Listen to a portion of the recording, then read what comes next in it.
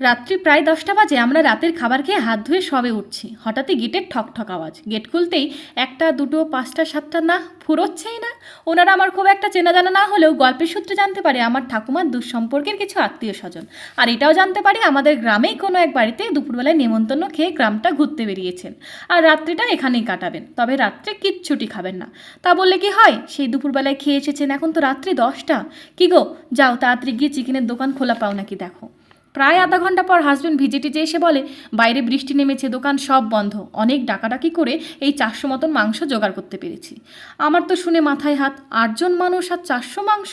আমাদের টেনশন দেখে একজন আত্মীয় বলে উঠলেন, ও বউ, আমি মাংস টাংস বেশি খাই না গো, আমার জন্য একটা আলু দিও তবেই হবে। কেউ আবার বললেন আমার জন্য একটা রসুন দিলেই হবে। এভাবেই আলু রসুন চিকেনের পাতলা ঝোল বানিয়ে এতগুলো মানুষকে খেতে দিলাম।